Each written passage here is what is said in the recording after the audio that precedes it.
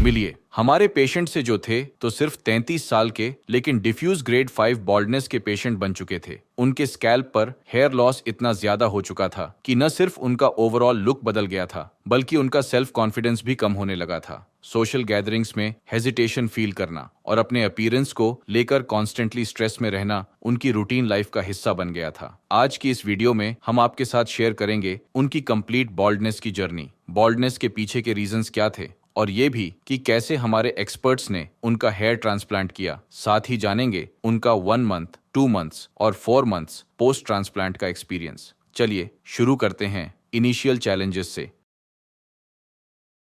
मेरा नाम तरुण रौथाड़ है और मैं अभी यहाँ पर हूँ हरिद्वार में क्यूएसटी क्लिनिक में, और जहाँ मेरा अभी हेयर ट्रांसप्लांट का ट्रीटमेंट चलेगा। मुझे जो ये बालों की प्रॉब्लम है ये लगभग 2015-16 से हुई। जब मैं कॉलेज में था तो उस टाइम एकदम पता तो चलता है नहीं, जब धीरे धीरे बाल कम होते गए तो जब देखा मैंने कि लोगों ने भी बोला कि बाल कम हो रहे, तो जब नजर पड़ी तो खाली खाली होता गया माथा कि किस वजह से हो रहा है, क्या हो रहा है।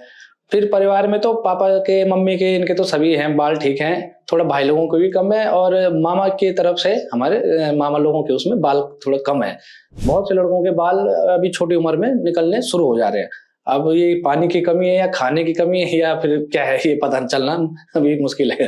मैं जब बाल मेरे ज्यादा झड़ने शुरू हुए तो मैं स्किन के डॉक्टर के पास गया था, मैं श्रीनगर में। तो इनके पास जब मैं गया था तो उस टाइम पे कुछ नया आया था कि ये सिरिंज लगाना का कुछ ऐसे आया था, क्या नाम तो मुझे ध्यान नहीं आ रहा क्या बोला था। तो उस टाइम तो हमें इतना नॉलेज था भी नहीं बालों के बारे में कि क्या होता है। तो 1-2 बार मैंने लगवाए, 6 महीने में लगभग 2 महीने मैंने लगवाए, लेकिन मुझे लगा नहीं उससे कुछ फायदा हुआ होगा। तो उसके बाद मैंने नहीं करवा पाया उसको, क्योंकि हुआ ही नहीं जब फायदा, तो आगे करके फायदा क्या था। फिर ऐसे करके फिर हमने सुना कि क्यूएसटी ये है वो है, मतलब लोगों ने भी बोला। फिर हमारे साथ का एक लड़का है, उसने भी करवाया। तो आज हम फिर इसलिए क्यूएसटी क्लिनिक में हरिद्वार आए हैं। देखिए, बाल झड़ना एक प्रक्रिया है, मैं मानता हूँ, लेकिन अगर इंसान की उम्र उस हिसाब से हो कि 50 साल के बाद या 60 साल के बाद, तो उसको तो हम मान सकते हैं कि चलो उम्र हो गई। लेकिन अभी से जो हम लोग, जैसे हमारी उम्र है 25 है, 30 है, 35 है, या जो भी है 40 है, तो अभी से जो बाल झड़ना शुरू होता है तो इंसान जैसे कहीं फंक्शन में चले गया या किसी दोस्त के साथ फोटो खिंचवानी है तो इंसान घबराता है कि यार सबके बाल है और मेरे नहीं है, तो मैं थोड़ा अलग लग रहा हूँ या मैं थोड़ा गंजापन सा लग रहा है।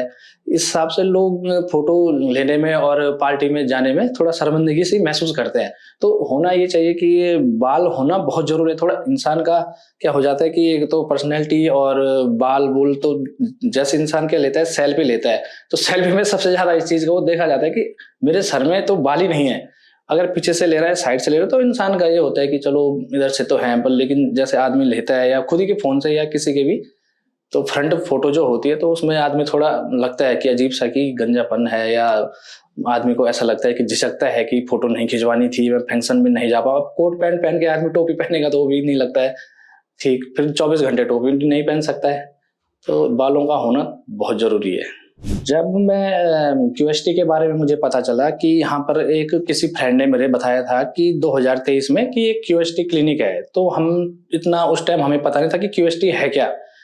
तो उस समय तो मुझे ये लग रहा था कि पता नहीं कैसे मेरी सर्जरी होगी, किस हिसाब से मैं रहूंगा, किस हिसाब से मैं वहाँ बात करूंगा, और किस हिसाब से मेरा मतलब पेन पून किस हिसाब से होगा, और किस हिसाब। जब मैंने यहाँ पे स्टाफ से मिला खुद आके, तो मेरे को बहुत अच्छा रिस्पांस मिला कि यहाँ पे ऐसा होता है। सबने मतलब बताया कि यहाँ पे जो भी हमने पूछा तो सबने अच्छा जवाब दिया यहाँ पे कि ऐसा होता है। तो इस चीज की एक्साइटमेंट है। अब मेरी जो भी स्टोरी थी तो मैंने आपके सामने रख दी। अब जैसे ही मेरा हेयर ट्रांसप्लांट का ट्रीटमेंट पूरा होगा तो मैं आपके सामने फिर एक बार दोबारा आऊंगा कि मेरा कैसा एक्सपीरियंस था और कैसा वो रहा मेरा। तो मैं आपके सामने दोबारा आपको अपनी बातें शेयर करूंगा कि कैसा रहा। देखिए, आज मेरी सर्जरी हुई है, कंप्लीट हो गई है मेरी सर्जरी। और इस सर्जरी में मैं लगभग सुबह 8 बजे आ चुका था, लगभग 8 से, और ये मान के चलो 5-6 बजे तक मेरा सर्जरी का कम हुआ। और उसके बाद मैं इसके बाद यहाँ पे आया हूँ आप सबके बीच, जैसे कि मैंने पहले पिछली वीडियो में कहा था कि सर्जरी के बाद मैं आपसे मिलूंगा। तो यहाँ पे आने का मेरा मतलब यही था कि जब लोगों ने मुझसे कहा कि QST जाओ, तो मैंने पहले इसके बारे में पता किया क्या है क्या नहीं है। जब मैंने देखा सुना तो आज मेरा हेयर ट्रांसप्लांट मैं जब देखा ट्रांसप्लांट करने के बाद तो बढ़िया अच्छा हो रखा है, बहुत सुंदर हो रखा है। और अब उसमें जो दवाई होंगी वो चलेंगी। जो मैंने अपनी सर्जरी के लिए जो डिसीजन लिया था तो QST क्लिनिक के लिए, तो मैंने वो सही डिसीजन लिया था कि QST क्लिनिक का। जब मैंने अपना नया लुक को देखा तो मैं काफ़ी एक्साइटेड हुआ और काफ़ी खुश हुआ कि मेरे बाल फिर से आ गए, और मेरे बहुत प्रसन्नता हुई मुझे इस चीज़ से। अब जब मैं अगली बार यहाँ पे आऊँगा अपनी PRP के लिए, तो मैं फिर से आपके सामने दोबारा आऊँगा और दोबारा आपको बताऊंगा कि मेरे बालों में कितना ग्रोथ हुआ, क्या हुआ। अब मिलते हैं गाइस अपने नए रिजल्ट और नए PRP के बाद। चलिए जानते हैं उनके फर्स्ट विजिट का एक्सपीरियंस। और मेरा जो ट्रांसप्लांट का जो पहला डे था वो आज 1 मंथ पूरा हो चुका है। 1 तारीख को मेरा ट्रांसप्लांट हुआ था और आज मेरी पहली PRP है। तो आज मैं यहाँ पर आया हूँ। तो जब मैं यहाँ पे से हेयर ट्रांसप्लांट के बाद यहाँ से घर गया तो उसके बाद मुझे मतलब ऐसा लग रहा था कि मैं कैसे करूँगा, कैसे मैं दवाई करूँगा और कैसे मेडिसिन लूँगा और कैसे मैं अपना हेड वॉश जो हम 5-6 दिन बाद करते हैं। तो जो यहाँ की जो टीम थी QST की, वो लगातार हमसे फ़ोन में बनी रहती है कि आपको कोई प्रॉब्लम है, कोई क्वेरी है तो आप हमसे वो कर सकते हैं, बता सकते हैं कॉल करके या मैसेज करके। तो जब मैं यहाँ से गया तो उसके बाद मेरी 9 या 10 दिन की दवाइयाँ थी। तो मेडिसिन 10 दिन की होने के बाद तो उन्होंने बताया कि इसको इस टाइम पे खाना है, डाइट आपको इस हिसाब से लेनी है, तला भुना ज़्यादा नहीं खाना है, बाहर की चीज़ें कम खानी है, और आपको जो नाइट को या जो भी सोना है तो वो हेड को एक पोजीशन में, सीधे पोजीशन में सिर्फ सोना है, क्योंकि हमारे जो ग्राफ्ट होते हैं तो वो हम निकल सकते हैं या डैमेज हो सकते हैं, इसलिए हमें एक पोजीशन में सोना पड़ता है। तो उसके बाद हमारा हेड वॉश होता है, तो यहाँ से हमें टीम लगातार बताती रहती है और हमारी जो डेली की फोटो अपडेट होती है तो वो हम उनको शेयर करते हैं। फिर वो वहाँ से देख के हमें बताते हैं कि कोई दिक्कत होगी तो वो हमें बताते हैं, अगर ठीक है तो वो हमें बताते हैं ओके है। मेरे साथ फॉलोअप्स में ये सब चीज़ें हुई और मेरा फॉलोअप्स में सब कुछ बढ़िया रहा। जब मैं यहाँ पे मेरा ऑपरेशन था हेयर ट्रांसप्लांट का, तो मैं यहाँ पे सुबह 8 बजे आया था।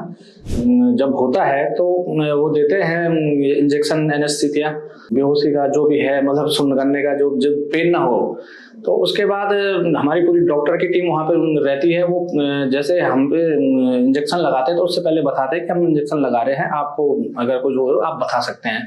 तो मतलब जैसे हम इंजेक्शन लगवाते हैं तो उसके बाद वो बताते हैं कि सब ओके है, कोई दिक्कत तो नहीं है। और उसके बाद हम लोगों को अगर बाहर जाना है, टॉयलेट जाना है, तो वो पूछते हैं, बार बार पूछते हैं और हमें खुद लेके भी जाते हैं कि आप यहाँ चलो, ये है। और उसके बाद बार बार वो जो इंजेक्शन लगाते हैं हम पे, और यहाँ पे सफाई सब बढ़िया थी। और इंजेक्शन लगाने के बाद भी हमें पूछते रहते हैं कि कोई दिक्कत, कोई प्रॉब्लम तो नहीं है, कि ज़्यादा पेन तो नहीं हो रहा है। अगर पेन हो रहा है तो आप बता सकते हैं, या आपको एक ही पोजीशन में अगर लेटने में दिक्कत है तो आप बता सकते हैं, पोजीशन चेंज कर सकते हैं, या हमको उठना है, बैठना है, आराम करना है, पानी पीना, जो भी है वो सब चीज़ हमें प्रोवाइड कराते थे। तो जब मेरी सर्जरी हुई तो मैं सर्जरी होने से पहले मैं थोड़ा डरा हुआ था कि पता नहीं कैसी सर्जरी होगी, क्या होगी, कितना पेन होगा, क्या होगा।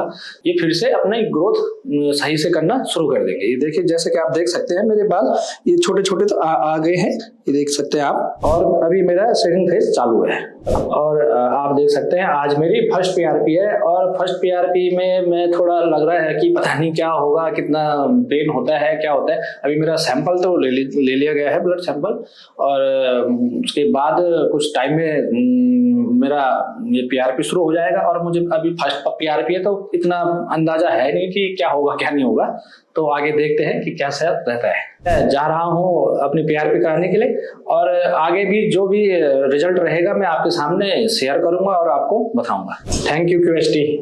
हेयर ट्रांसप्लांट के 1 महीने बाद पेशेंट ने फॉलोअप के लिए क्लिनिक विजिट किया था। इस विजिट पर हमारे एक्सपर्ट्स ने उनके स्कैल्प को केयरफुली एग्जामिन किया और स्कैल्प पर 90% शेडिंग ऑब्जर्व करी। इस स्टेज पर ट्रांसप्लांटेड हेयर शाफ्ट्स टेम्पोरेरीली शेड होते हैं और रूट्स स्कैल्प के अंदर स्ट्रांगली सेटल हो रही होती हैं। इस 1 मंथ पीरियड में पेशेंट का डोनर एरिया अच्छे से हील हो चुका था और शॉर्ट हेयर ग्रोथ में भी एक्सट्रैक्शन के ज्यादा साइन विजिबल नहीं थे। अब जानते हैं नेक्स्ट फॉलोअप के एक्सपीरियंस के बारे में। और आज मेरी सेकंड पीआरपी है। 2 मंथ मुझे कंप्लीट हो चुके हैं और सेकंड पीआरपी में आज यहाँ आया हूँ। और इससे पहले मैं आपसे पहले मिला था 1 महीने पहले 4 अप्रैल को, तो उस टाइम मेरी फर्स्ट पीआरपी थी और आज मेरी सेकंड पीआरपी है और जिसके लिए मैं आया हूँ आज क्यूएसटी क्लिनिक हरिद्वार। जैसे कि आप देख सकते हैं मेरा शेडिंग फेस चल रहा है और अभी मुझे 2 मंथ हो चुके हैं और ये अभी चलेगा।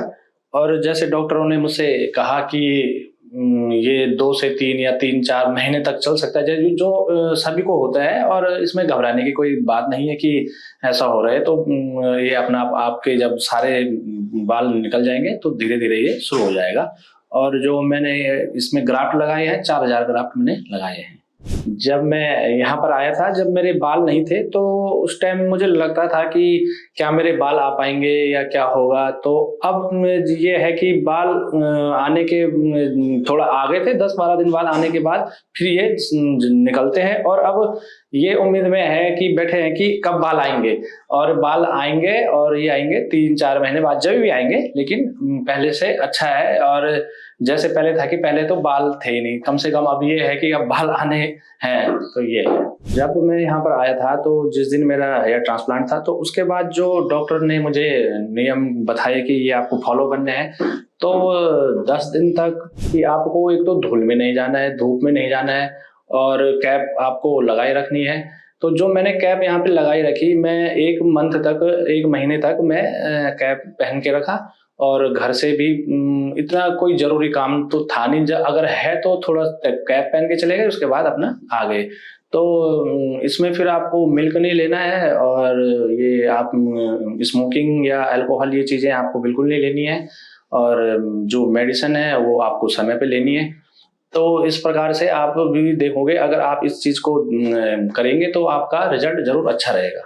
और आज मेरी सेकेंड पीआरपी है और पीआरपी तो मैंने करवा दी है। और पीआरपी से पहले मैं जब, आज तो सेकेंड है, पहले फर्स्ट वाले में तो मैं ये देख रहा था कि कितना पेन होता है, क्या होता है। तो पेन, थोड़ा बहुत पेन तो होता है, लेकिन वो आपको बार बार पूछते हैं, जो आपको वहाँ पे डॉक्टर रहता है कि अगर आपको पेन हो रहा है तो आप हमें बता दें। तो ऐसा कुछ नहीं है। तो पीआरपी कराना इसलिए आवश्यक है आपको कि बालों की ग्रोथ अच्छी रहेगी उसमें और आपके बाल मजबूत होंगे, इसलिए आपको पीआरपी करानी बहुत जरूरी है। और ये मैंने आपके सामने अपना 2 महीने का रिजल्ट बताया कि मेरे हेयर शेडिंग चल रही है।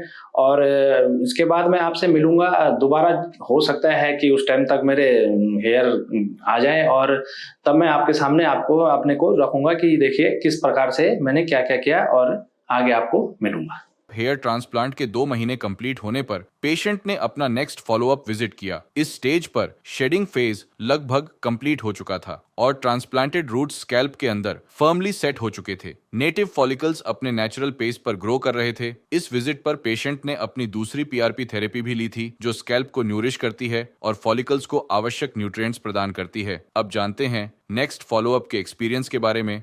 और आज मेरी जो हेयर ट्रांसप्लांट है, तो आज मुझे 4 महीने हो चुके हैं और मैं यहाँ पे अपनी थर्ड पीआरपी के लिए आया हूँ। और धीरे धीरे जब इनका आना शुरू हुआ तो मुझे ये लगा कि हाँ, कि ठीक है, धीरे धीरे ये आ रहे हैं। और जो आप देख सकते हैं कि जो बीच में गैप गैप दिख रहा होगा कि कहीं कहीं पे गैप होगा, तो ये मेरे 1-1.5-2 महीने, ज्यादा 3 महीने ये भी आ जाएंगे और फिर मैं आपके सामने इनको लेके आऊंगा। मैं जब मेरे हेयर ट्रांसप्लांट नहीं हुए थे, तो उस समय मुझे कहीं जाने में या कहीं शादी में जाने में, फोटो खिंचाने में, कैमरे के आगे जाने में मतलब थोड़ा हिचकिचाहट होती थी कि मेरे जो गंजापन है वो दिख रहा है और मैं कैसे जाऊं। और कहीं पे भी जाना होता था तो मतलब थोड़ा आदमी ऐसा होता था कि मैं फोटो कैसे खिंचाऊं, क्या खिंचाऊं। तो लेकिन जब से मैंने हेयर ट्रांसप्लांट किया है, तब से लोगों ने यही कहा है कि अब तो ठीक लग रहा है, बाल भी सही आ गए हैं और हेयर काफी अच्छे ग्रो हो रहे हैं। और मतलब लग नहीं रहा है कि आपने ट्रांसप्लांट कराया है, लग रहा है कि ओरिजिनल हिसाब से मतलब जैसे कि आपके बाल पहले से थे। तो जब मेरा हेयर ट्रांसप्लांट नहीं हुआ था, तो उस समय जब मैं घर से बाहर निकलता था, तो उस टाइम तो जब बाल थे नहीं, तो उस टाइम ऐसा लगता था कि क्या बाल बनाने, बाल तो है नहीं, ऐसी टोपी पहनी, ऐसे ही थोड़ा इधर-उधर के हाथ से चले। और अब जब मैंने ट्रांसप्लांट करने के बाद जब मेरे बाल आने शुरू हुए, हेयर आने शुरू हुए, तो उसके बाद थोड़ा अपने आप को शीशे में देखना और थोड़ा देखना बाल कितने आए, कितने झड़े, कितने क्या हुए। तो अब थोड़ा टाइम लगता है आने-जाने में। तो जब मैं यहाँ पर आया था हेयर ट्रांसप्लांट के लिए क्यूएसटी में, तो उस समय जो मेरे हेयर की जो कंडीशन थी वो यहाँ ये लगभग ये जो एरिया आप देख रहे होंगे, तो ये पूरा खाली-खाली सा था। थोड़ा ये खाली था, ये दोनों जगह और बीच-बीच में यहाँ पे। तो जब मैं ट्रांसप्लांट के लिए यहाँ पे आया, तो मैंने बात की, तो मेरे लगभग जो ग्राफ्ट उन्होंने बताए कि इतने ग्राफ्ट लगे, तो मेरे लगभग 4000 ग्राफ्ट इस एरिया में लग चुके हैं। ये आप देख रहे होंगे भरा-भरा सा है, ये वाला और ये वाला। और जैसे आप देख सकते हैं मेरा डोनर एरिया, ये देखिए, ये पूरा उस टाइम उस डोनर एरिया से जो हेयर लिए गए थे, तो अब ये आ चुके हैं, ये आप देख सकते हैं। जैसे लोग बोलते हैं कटिंग नहीं करवा सकते, मैंने कटिंग जो मैंने कराई है, जो अपने आप को लुक देने के लिए कि यहाँ से थोड़ा बाल ये पूरा भर चुका है, तो अब तो थोड़ा हेयर को मतलब वहाँ पे उनके पास जाने में, कटिंग कराने में थोड़ा अच्छा लगता है कि हाँ, अब तो हेयर आ गए, तो अब अच्छा लगता है वहाँ पे जाके। जब मैं सैलून में जाता हूँ, तो जैसे जो लोग मुझे पहले से देख के आ रहे हैं कि मेरे हेयर काफ़ी नहीं थे, और जब मैंने ट्रांसप्लांट कराने के बाद अब जाता हूँ, तो वो मुझे देख के ऐसे चौंक जाते हैं कि अचानक ये क्या हो गया कि हेयर अपने आप कहाँ से ये शुरू हो गए आने। तो वो पूछते हैं कि क्या ट्रीटमेंट है, क्या दवाई लगाई, कि विक लगाई, क्या लगाई? तो वो सोचते हैं कि ये जो हेयर हमने लगा रखे हैं, ये ऐसे ही है कि आर्टिफिशियल है, कि ऐसा है, वैसा है। कोई लोग बोलते हैं कि दवाई है, क्या दवाई है लगाने की, क्या है, क्या नहीं। जैसे कि कई लोग जैसे ऑपरेशन कराने के लिए बोलते हैं कि हेयर ट्रांसप्लांट कैसे कराएँ, क्या कराएँ? तो मैं उन लोगों को एक बात कहना चाहता हूँ। जब मैं अभी यहाँ पे ट्रांसप्लांट कराने के लिए आया था, तो मेरे मन में भी बहुत सवाल थे कि कराऊँ, कैसे कराऊँ? दर्द होगा, इन्फेक्शन होगा, दवाइयाँ होंगी, रिएक्शन ना हो जाए, अल्लना ना हो जाए, फलाना ना हो जाए। तो ज़ाहिर है सबके दिमाग में ये बात आती है। लेकिन जब मैं खुद आया और मैंने खुद देखा, आज मुझे 4 महीने हो गए हैं, तो मैंने खुद देखा ऐसा कुछ नहीं है। लोग ये चीज़ें बोलते हैं कि दवाई खाने से रिएक्शन हो जाएगा और सर में पेन रहता है, पता नहीं कैसा होगा, सूजन रहेगी, कब तक रहेगी, कैसे रहेगी, क्या रहेगी? लेकिन ऐसा कुछ नहीं है, हल्का-फुल्का पेन तो आपको हल्का-फुल्का पेन होगा, आपको इतना पता भी नहीं चलेगा। और लेकिन जब रिज़ल्ट आएगा 4 महीने, 3 महीने, 5 महीने, 6 महीने बाद, तो आप लोग उस पेन को खुद ही भूल जाएँगे कि चलो मेरा पेन जो भी था थोड़ा बहुत, तो उससे मेरे बाल भी आ गए, हेयर आ गए, अच्छे हेयर आ गए। तो लोग अफ़वाह फैलाते हैं कि औरों को भी बोलते हैं, जैसे दूसरे ने पूछा कि कैसा है, क्या है? तो ऐसा कुछ नहीं है। आप एक बार मैंने यहाँ पे आने से पहले डॉक्टरों से भी पूछा कि सर कैसा होगा, क्या होगा? क्योंकि इंसान तो कुछ भी ऑपरेशन कराने से पहले घबराता है कि कैसे कराएँ, क्या कराएँ? तो मैं यहाँ पे जब आया था, तो मैंने उनसे भी बातचीत की कि कैसे होगा? तो उन्होंने कहा ऐसा कुछ नहीं है, आप स्टाफ ने बहुत हेल्प की, और वो सब कुछ नहीं है, आप अफ़वाहों में मत पड़ो, आप जिसको कराना है आप तुरंत आओ और ये कराओ क्यूएसटी में। आज मैं यहाँ पे सुबह आया, तो मेरी 3rd पीआरपी थी। तो पीआरपी में होता क्या है कि जैसे आपका सैंपल लेंगे, ब्लड सैंपल लेंगे, उसके बाद आपको ये डॉक्टर बुलाएँगे कि आपकी पीआरपी होनी है, और उसके बाद वो अपना जो भी पीआरपी देंगे आपको। और पीआरपी इसलिए ज़रूरी है, कई लोग क्या कराते हैं, हेयर ट्रांसप्लांट कराने के बाद पीआरपी नहीं करवाते। तो मैं आपको ये बता दूँ, पीआरपी करवानी ज़रूरी है, इससे हेयर की ग्रोथ अच्छी होती है, और हेयर को जो आने में जो भी है वो अच्छा मतलब टाइम जो है वो अच्छा टाइम मिल जाएगा, और जो हेयर हैं आपके अच्छे हो जाएँगे। और ये थी मेरी 4th मंथ की ये हेयर ट्रांसप्लांट की स्टोरी। और मैं जब आपके पास दोबारा आऊँगा, 1 महीने, 2 महीने, 3 महीने जभी भी आऊँगा, तो मैं आपको और अच्छी जो मेरी हेयर की ग्रोथ होगी, मैं आपके सामने फिर आऊँगा और अच्छी हेयर की ग्रोथ लेके आऊँगा। 4 महीने में फॉलिकल्स ग्रोथ फेज में एंटर कर रहे थे। हेयरलाइन में भी फॉलिकल्स ग्रो कर रहे थे, जिस वजह से हेयरलाइन की नेचुरल शेप विजिबल होने लगी थी, लेकिन अभी वह कंप्लीटली डिफाइंड नहीं हुई थी, जो कि इस अर्ली स्टेज पर एक्सपेक्टेड है। फ्रंटल एरिया और मिड स्कैल्प में भी फॉलिकल्स ग्रेजुअली ग्रो कर रहे थे। डेंसिटी अभी इनिशियल स्टेज के हिसाब से थी, पर प्रोग्रेस क्लियरली दिखाई दे रही थी। क्राउन रीजन में फॉलिकल्स एक वॉल्यूमिनस और स्वर्ल लाइक अपीयरेंस क्रिएट करते हुए इमर्ज हो रहे थे। ओवरऑल स्कैल्प पर सॉफ्ट और फाइन न्यू ग्रोथ विजिबल थी, जो अपकमिंग मंथ्स में डिफाइंड और मैच्योर नजर आएगी, जिससे कवरेज और डेंसिटी दोनों विजिबली इंप्रूव होगी। पेशेंट को इस फेज पर रिएश्योर किया गया कि यह ग्रोथ साइकिल का नॉर्मल पैटर्न है और नेक्स्ट 6 से 8 महीने में रिजल्ट्स विजिबल होंगे। हेलो फ्रेंड्स, अगर आपने अभी तक हमारे चैनल को सब्सक्राइब नहीं किया है तो प्लीज इस वीडियो को लाइक कीजिए, शेयर कीजिए और हमारे चैनल को सब्सक्राइब कीजिए और ध्यान रहे बेल आइकन दबाना ना भूलें, जिससे हमारे हर वीडियो का अपडेट आपको समय समय पर मिलता रहेगा।